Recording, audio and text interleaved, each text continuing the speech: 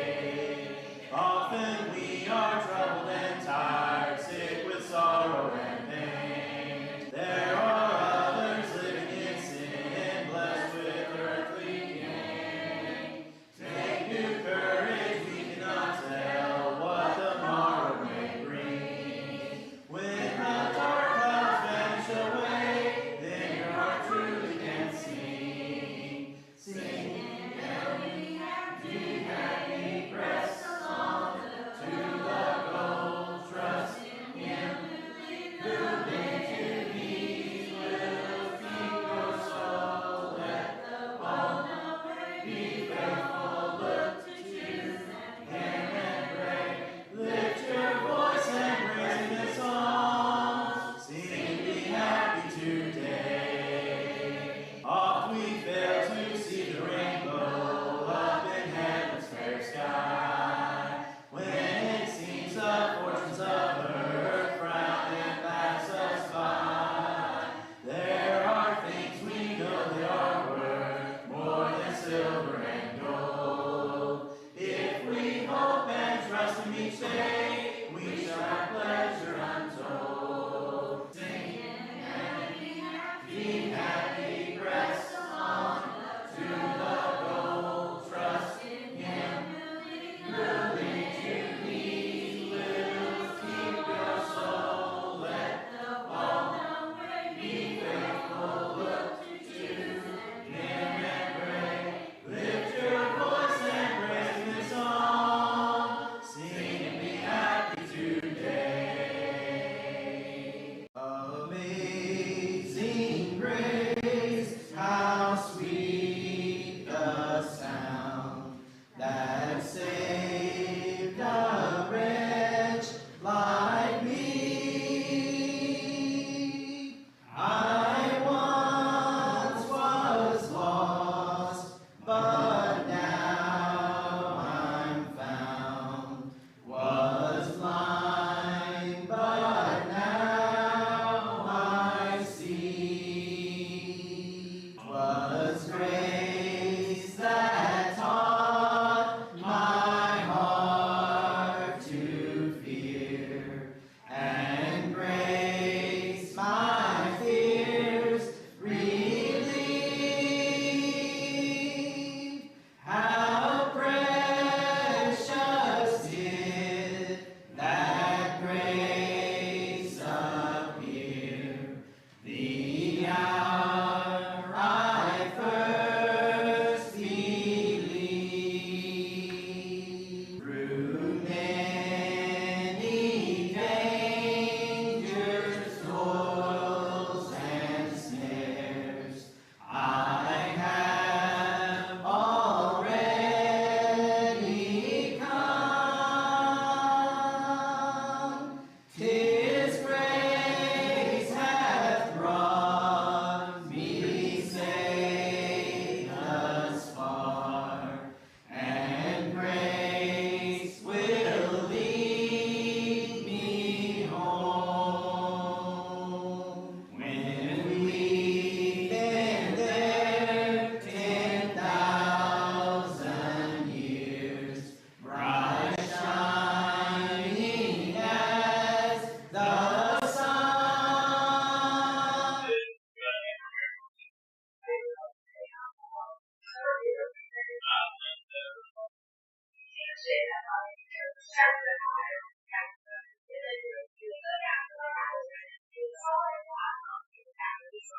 Good evening to everyone. Thank you for being here this evening as we gather together again. Just a few announcements as we begin. If you happen to pick up a bulletin this morning, as we mentioned, this morning prayer list continues to be long, and we have a few additions that we need to make as we did this morning. Prayer request for Pat Corbett's friend, husband, Charlie Nelson, diagnosed with heart problems. And also, Sue had mentioned to me this morning that Debbie Mitchell has been diagnosed with breast cancer. So we remember Debbie, and also Larry as well, add them to our prayer list.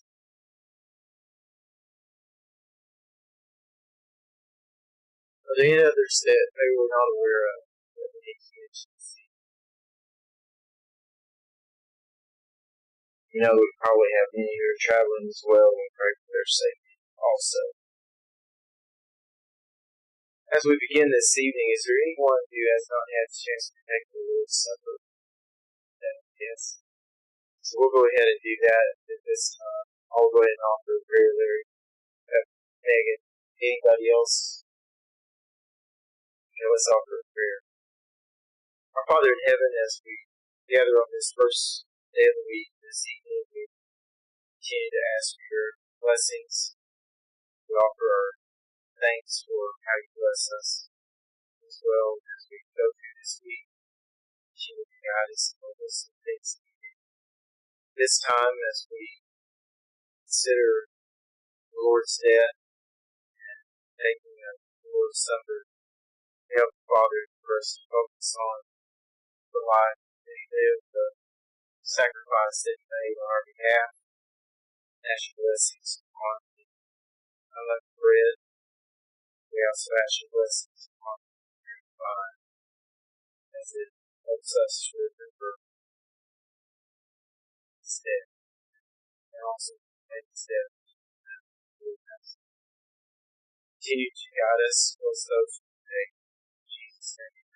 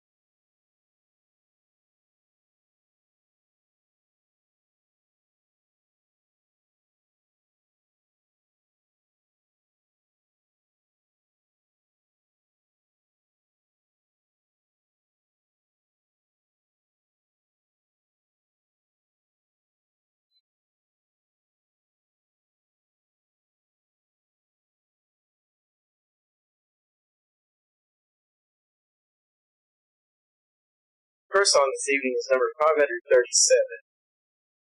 singing that song, and then 538 following, and then following, My Hope is Built on Nothing Less, and ask someone to word a prayer for us. Number 537 and 538. First, nice verse.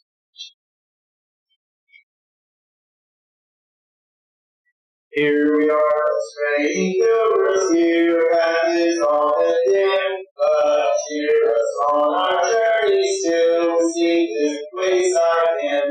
Yonder over the rolling river, where the shining mansions rise, soon will be our homes forever, and the smile of blessed giver gladens all our longing eyes. Here souls are often fearful of the lure's lurking foe, but the Lord is our defender, and He tells us we may know. Yonder over the rolling river, where the shining mansions rise, soon will be our homes forever, and the smile of the blessed giver gladens all our longing eyes. My hope is built on nothing less than Jesus' blood and righteousness.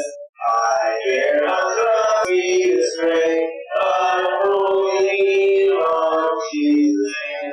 On Christ's solid rock I stand, all other ground is sinking sand. All other ground is sinking sand. Each around with crown is sinking sand. All other ground is sinking sand.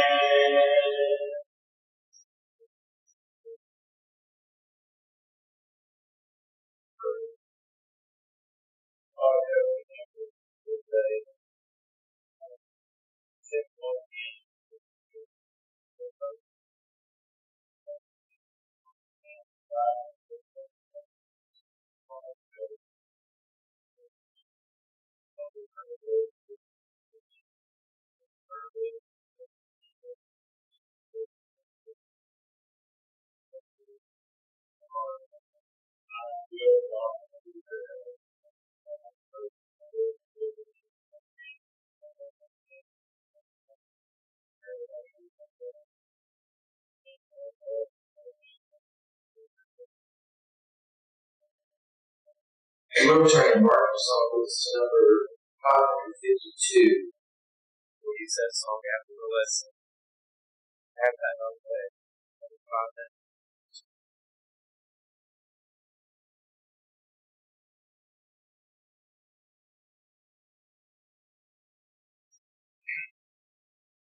before the lesson number 539, higher ground.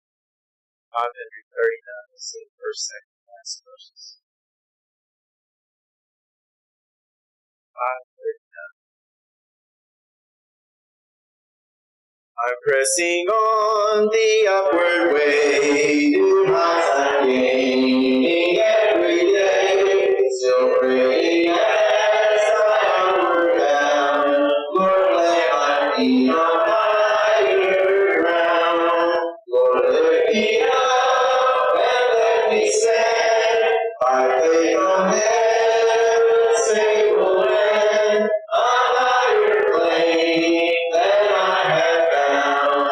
Lord, let my feet on higher ground. My heart has no desire to stay where doubts arise and fears dismay. Though some may dwell where these abound, my prayer, my aim is higher ground. Lord, lift me up and let me stand by faith on heaven's stable land, a higher plane than I have found.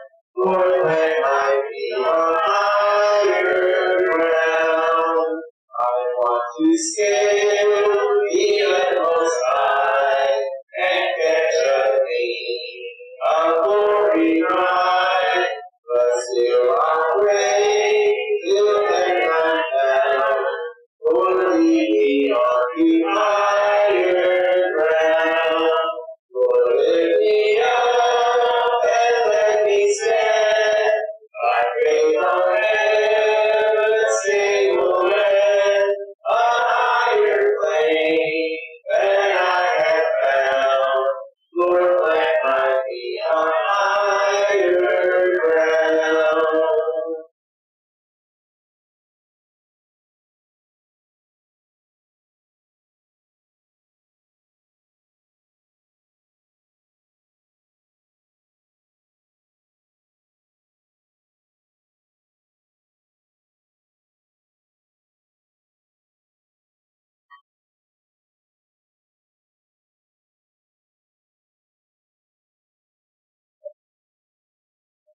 Lift the internet, so I've got to reconnect it.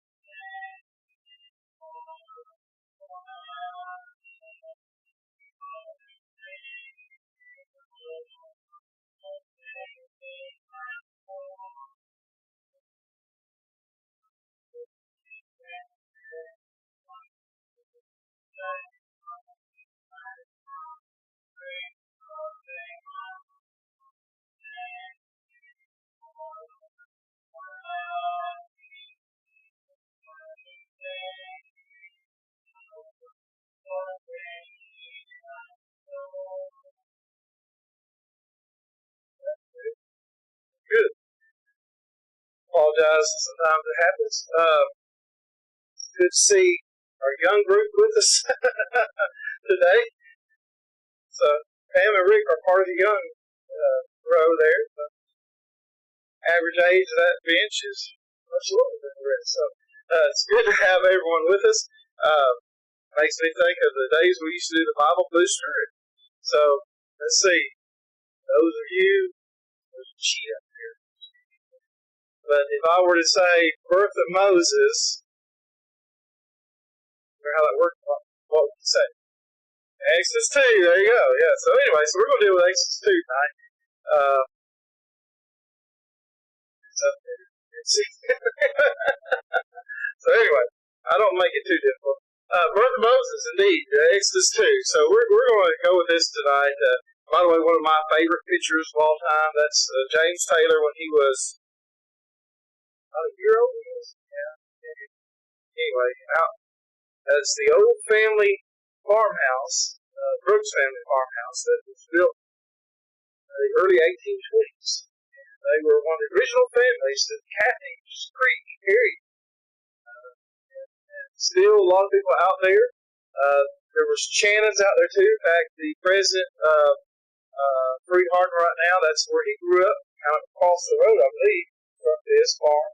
And anyway, so it was built in the early 1820s, and the Cathy's Creek Church dates back to, I think, 1828. And it's still going strong to this very day, although there's not a lot of people who live out there, but most of them do go to church there. So, neat little place.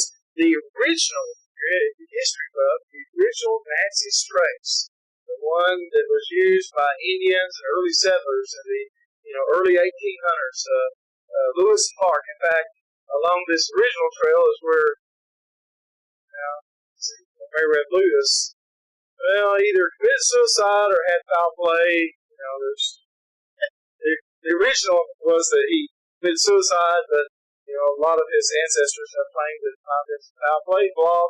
But anyway, it's not probably a stone's throw from where this house is at, to be honest. So it's not really far from this. This is kind of where this farm's at. It's kind of in the where Lewis County, Murray County, seems like there's another county, Hickman County, all come together. So basically, it's right in there. You kind of step one way, you're one county, step another way, you're another county. But anyway, James Taylor out with the flowers, and that was a great picture. So anyway, but babies are neat, aren't they not? Who doesn't like a baby? You don't like a baby? I don't know. I don't want to think about you. I know one time I was at church, this is where I was a preacher, and we was looking to hire a new minister, and James Taylor was itty bitty. I mean, he was just itty bitty. And so my way of determining if a preacher was worth anything or not, I just handed him my baby. And if James was comfortable with him and he was comfortable with baby, I thought, okay, they at least passed square one. We'll see how he does on square two, but at least they passed square one. And so, babies, who doesn't like a baby? Well, apparently some people don't. And we'll talk about some of those particulars indeed. But in Egypt, of course, we did the introduction, and Wednesday we did How Long Were They in Egypt. I know a lot of people really enjoyed that presentation. It really works well for the Bible class setting. If you didn't, you can watch it on the screen. And you'll see, contrary to what just the initial gut check that they were there for in 30 years, it probably, as far as you're going just based on Scripture, it really meets more than 215-year time frame. So, anyway, Moses was born. Moses was born to Amram Jochebed of the tribe of Levi. He was basically, I know this sounds strange, but different times, law of Moses wasn't even in effect yet, but his mother was, I guess technically his aunt as well. That seems a little odd. His mother was a daughter of Levi, and his father was a grandson of Levi. So, interesting thing, dynamics, but once again, totally different times. And anyway, so he was born of the tribe of Levi, and born during very troubled times. Pharaoh became afraid of the Hebrew people, Exodus 1:7-9. And the reason he became afraid was because they were being so fruitful, multiplied. They were growing like crazy. I mean, they were having so many children left and right that they grew from a group of about 70 people. First went into Egypt to around 2 to 3 million, somewhere in that range. And so the new Pharaoh became afraid. The new Pharaoh didn't know anything about Joseph. I believe it may have been because Joseph came in under the Hyksos, and then they were finally pushed away. And so this was a totally different group of people that were now running Egypt, the traditional Egyptians, and they had no knowledge of Joseph, who he was, didn't really care about him, and they were just afraid of the Hebrew people. So they enslaved them. Pharaoh enslaved them and treated them harshly, but they continued to multiply. Even though he treated them rough, and had all this stuff, they still kept just having more children, doing more things, having more crops and stuff where they live. So Pharaoh wanted the midwives to kill the boy babies, Exodus 1:15-21. And of course, you remember the midwives, they feared God, so they wouldn't do it. They did tell a lie. It's kind of a humorous lie, because they told Pharaoh, and Pharaoh had to call back and said, oh, these Hebrew women, they're just not like Egyptian women. I mean, they go ahead and pop them babies out when we can get to them. and so they went with that. But needless to say, so Pharaoh, it didn't work. His plan was just how the midwives kill the babies. But indeed, that didn't work. So he had to go to plan B, where he himself, through his armies, would kill all the boy babies. And this is the time in which Moses is born. In Exodus 1:22 says, Then Pharaoh commanded all his people, Every son that is born to the Hebrews you shall cast into the Nile, but you shall let every daughter live. So just be the boys. And of course that would cause all kinds of problems, but indeed he didn't want an army rising up. His fear was these Hebrew people would rebel against the Egyptian and just take over the country. And so as a result, and possibly because of something that Hyksos had done, kind of something similar to this, maybe that was his fear, whatever it was, he just said, we need to do something about the population of the boys, the future leaders of the Hebrew people. So we're going to kill all the babies. Moses is born. Now, can you imagine a more gut-wrenching time to be born with a baby? First of all, already Amram and Jochebed, they had Miriam and Aaron. And then they have another child. And what an exciting time, anytime you're about to have a child, and they're about to have a third child, and don't know if it's boy or girl, didn't have ultrasounds we have now. So during this pregnancy, you can imagine the fear in their eyes. You like any kind of baby, but could you imagine a baby boy being born knowing that likely that baby will die? And so this is where we come in. By the way, it's a good time to point out about abortion. Abortion is murder, and there is no way around it. Life is made sacred by God. God gives life. It's only God that should be allowed to ever take it. And realize there's things like capital punishment. I understand that, but God is the one authorized. Even capital punishment, God authorized the governments to be able to do that as a punishment. So God is the one that oversees any kind of death. It's not for us to destroy, especially a precious innocent baby.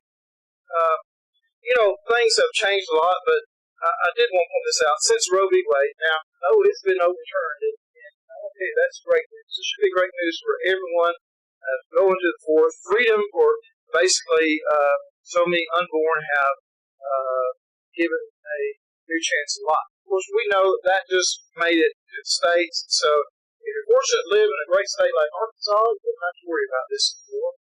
But needless to say, there's still a majority of the United States where you can still have an abortion. But since that time, over 64 million abortions have taken place. Now, there used to be this argument, it's all a function of poverty and all this type of things, and yet what you see is, if you ever looked at these states, the list of states that had abortions, most of your Bible Belt states didn't have a lot of abortions. It always was a little bit of a misleading proposition. And a lot of people that get abortions, it's not because they really can't financially do it, it's just because they don't want the child at the time. And so they murder the child instead. But over 64 million abortions since 73, over 10 million by the evil group Planned Parenthood.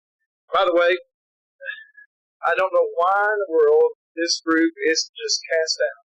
This group believed in eugenics, where basically they wanted to, it was founded on the principle that people like black people and other people, minorities, are inferior, and therefore the best way to get rid of them is to abort. And that was how Planned Parenthood was founded. And yet they're still around, still aborting. Primarily, by the way, majority over-representation of minorities still in the state. This year, still in these times, 533,000 by Planned Parenthood. I think that number is 217. After 16 weeks, this is after this Magical time, by the way, in Europe, you're not going to find a single country that allows you to abort a baby after this time. It used to be called quickening because before ultrasounds, that's about when you start to feel the baby kicking. That's when they thought, okay, the baby's alive. We now know that's not true. The baby's alive from conception. But be that as it may, in Europe you cannot get an abortion past this time. In the United States, even this year, there are 21,800 that have. These numbers are from a legitimate site.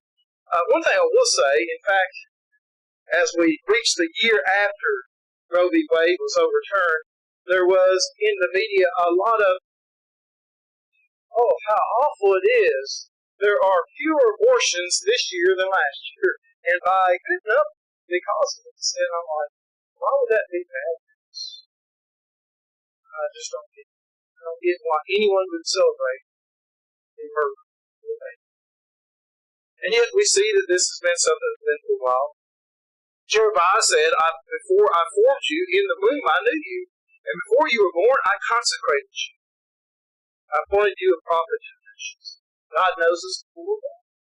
God knows us while we're in the womb. That's something that's, how long has people known you? God knew you before you. Now, I want to tell you, those of you that have been mothers and even fathers, you've experienced that. One thing that I would say, and many of you probably have never had a miscarriage, but those of you that have, you know how difficult a time that is. Because that baby's real, it's alive. And you've got to know that baby as long as it was there. And it is a time of mourning. And so, all I'll say is if you ever hear someone that has a miscarriage, tread lightly. There's things they don't want to hear.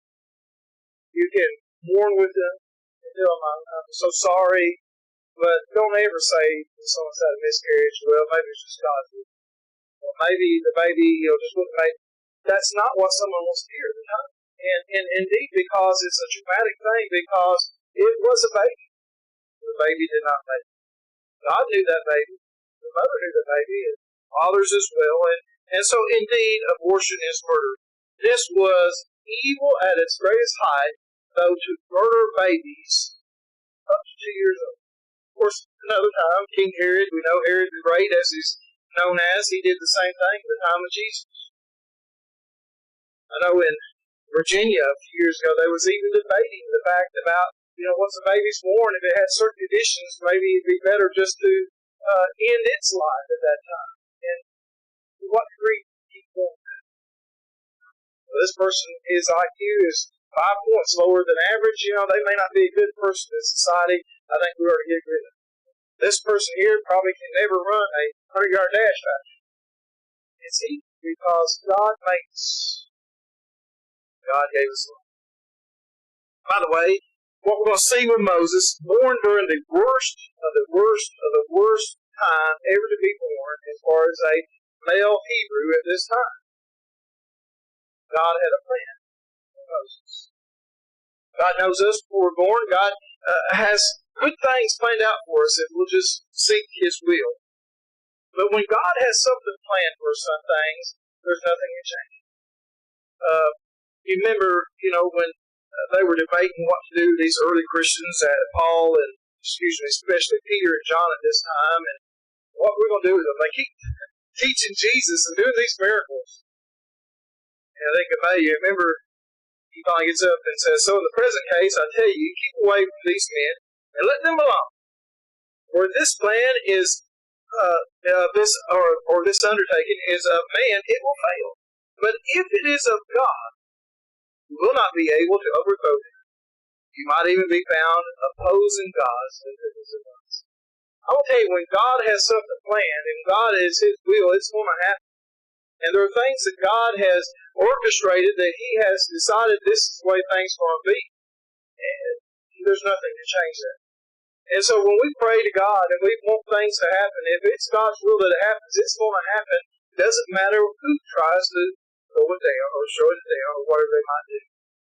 Moses, God had decided, would be the one that would lead the people out of Egypt. And nothing anyone could do would ever change it. Moses even had his doubts, but God said, no, you're going. And indeed, man cannot glorify God. In Hebrews 6, verses 17 through 19, it says, So when God desired to show more convincingly, this is to Abraham, to the heirs of the promise, the unchangeable character of his purpose, he guaranteed it with an oath. So that by two unchangeable things, his promise and his oath, said, in which it is impossible for God to lie. Not only does God not lie, it's impossible for him to even do it. We who have fled for refuge might have strong encouragement to hold fast to the hope set before us. We have this as a sure and steadfast anchor of the soul, a hope that enters into the inner place behind the curtain. And so as we go on and we read about the birth of Moses and the extreme difficulties at which the opportunity of him being born, but we need to understand God had a plan. God had a promise that he would indeed, that the Hebrew people would come out of the land of Egypt at some point in time, that they would go back to the land of Canaan, and they would possess it and inherit it, and be indeed the great people that God had planned for them. Indeed, the seed would come through them. Indeed, Jesus Christ did. These are things that God said would happen, and it would. Throughout the whole time, man tried to thwart these things. I mean, Pharaoh and other nations and other countries and other men, and even with Jesus, and we see the Romans, the Jews, especially the religious leaders and others, tried to do things that would prevent Jesus from doing what he needed to do. And yet what they wanted to do was exactly what God had planned for Jesus to do, to die on the cross. What a great promise we have. You see, even Moses, born in circumstances where surely he's going to die. Surely this innocent baby will be killed by these Egyptian soldiers. But God had a plan. God knew what would happen. In Exodus 2, 1-4 says, Now a man from the house of Levi went and took as his wife a Levite woman, actually a daughter of Levi. Then the woman conceived and bore a son. And when he saw that he was a fine child, she hid him for this. Now, some of y'all have had experience recently with taking care of babies. But not babies, those babies were, what, a year old or something? They get moist. You know, I want to tell there's nothing like it. Take it home. I remember we took James to have a put in that car seat. You're just so scared. It's right. And all the instructions and all the things. We have X amount of distance clip. You're supposed to be sitting up this ride. Make sure it's secure. And then you drive off like, you're going like 40 or 55 miles an hour. Stay away from everybody. And then you get to your house and take that baby out. Probably sleep. They don't do much but sleep and eat. Remember that little? And put them in the creek.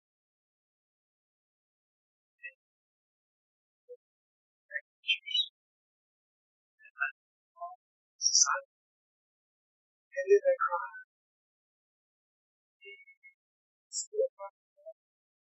Oh, how sweet. How cute that cry is. 3 months. What begins to happen, though, as they grow older? It's louder, doesn't it? I've been around babies, they start crying. It's loud. So, yeah, that's right. That's okay. They get really loud. And so, what happens is, 3 months, you could see feasibly hiding a baby for 3 months. They don't make a lot of noises. What noises they make are usually muffled and very quiet. But boy, I tell you one that we had this metal. She developed her lungs early. She was the smallest by far, but buddy, she would let you know her presence was there when she cried. After she got about 3 to 6 months, somewhere that time. And so what we see is they hid the baby as long as they could, but at some point there's just no way you can hide a baby.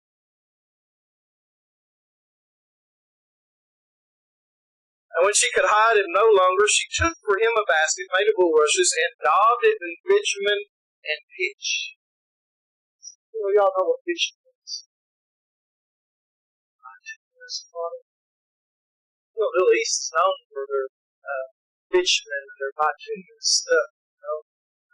There's a famous person from the Ozarks that movies shot and still upcame lovely crew, It's basically control. And so basically, raw, undone oil, basically. So it's something that would have been relatively around a lot of places back in those days. And so she would have had it, she used it, and it is a very water, let's see, it's not impervious to water, but it's water resistant. So basically, we put that around that, so this basket of baby would have put it on the riverbank. A lot of trust there that someone will find it that is allowed to have a baby like this. But boy, his mother's not just blind to this. That's what she does. She sends sister. And his sister stood at a distance to know what would be done. So she lets the sister. No one would question a little child kind of just falling on the bank. But yet that was to make sure that someone did mention this thing. Oh, what a difficult time that must have been to think about after lecherity.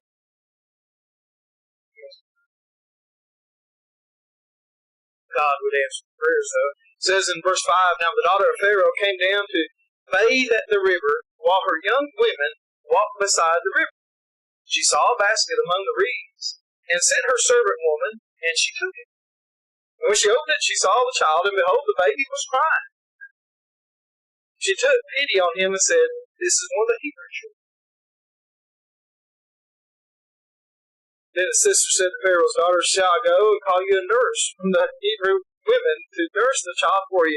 And Pharaoh's daughter said to her, Go. So the girl went and called the child's mother. Now, it seemed rather fortuitous, but this wasn't just by happenstance. Remember, the child was following. Miriam was following along the riverbank. And so Pharaoh's daughter, of all people to find it, by the way, she knew what this baby was. It was a Hebrew baby. There never was a doubt of that. Well, as we know, Hebrew babies have been on the river, but this woman had give her whole baby.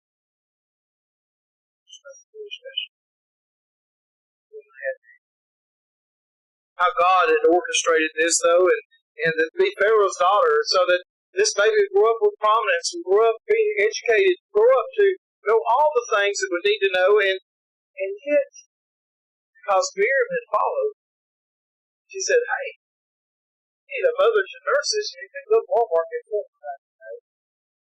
They need someone to nurse it. They said, Hey, I can go find one of these Hebrew women that'll nurse it for me.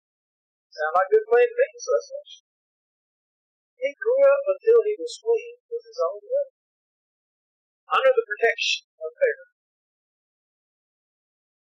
By the way, I love the movie Ten Commandments with Charlton Heston.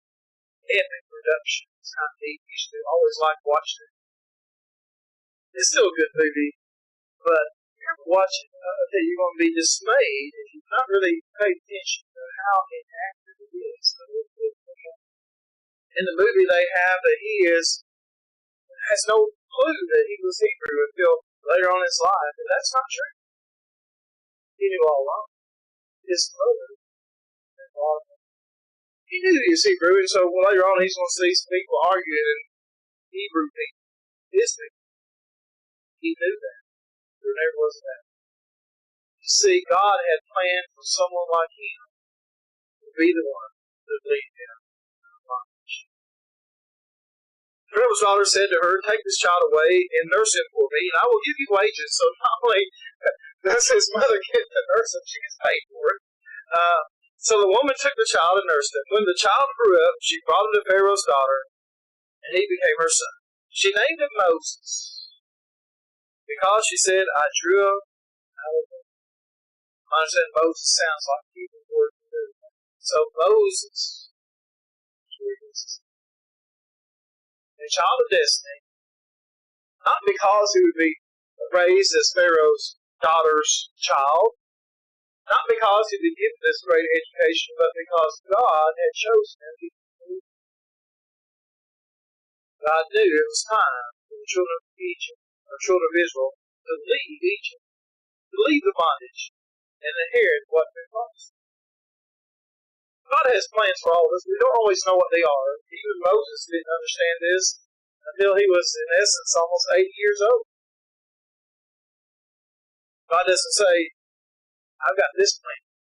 This is what you're going to do. But we can look back at times and we can see that things that have happened in our life, many of those were not just by happenstance. And those of us that have remained faithful and we seek God for His guidance and other things, that we can see God's hand at play at various times in our life. Through both the hard times and the good times. And I want to tell you, we can accomplish all things through Him who gives us the strength. Baby Moses, who grew up to be a great leader, but he was in very dire straits. God's plan was that. Ephesians 3, verses 9 to 11 says, and to bring to light for everyone what is the plan of the mystery hidden for ages in God who created all things, so that through the church the manifold wisdom of God might now be made known to the rulers and authorities in the heavenly places. This was according to the eternal purpose that He has realized in Christ Jesus our Lord. God had a plan. God sent His Son. What a great plan. It's always been the plan. His great wisdom. Rulers of this world were impervious to His plan. Many in our life that we run across don't realize what a great plan it is. They live lives of sorrow with no hope. We know the truth. How great it is to be a child of God. Moses understood that he was a child of God. At some point became a leader of their people. He was the one that brought the law down to the mountain. God has given us His plan. We have the gospel. Far greater than anything Moses had to give his people. There are people that are lost. God may have placed you in a position where you know certain people that I don't know. The elders don't know. They may be hurting. But they desperately need Jesus in their life. You may be the one that brings them to it. You may be like an Andrew that just leads them to someone that can teach them the gospel, but what great things that might be for you. What does God have planned for you? I don't know. But I do know it's far greater if you're a child of God. I'll tell you, if you're not a Christian tonight, the first great thing you can do in your life, once you've reached an age of accountability, is to become a Christian. There's urgency, as I like to quote Acts 22:16. Why are you waiting? Rise, be baptized, and wash away your sins. That we too begin alive for the gospel. Maybe here you have faltered at times. Maybe you've rejected the things that God would want for you to do, and maybe there's things you've done that you need to make a public repentance. Why not do that tonight?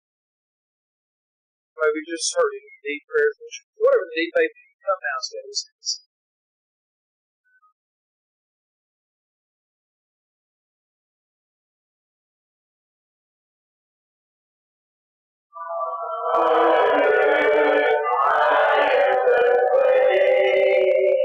Put me in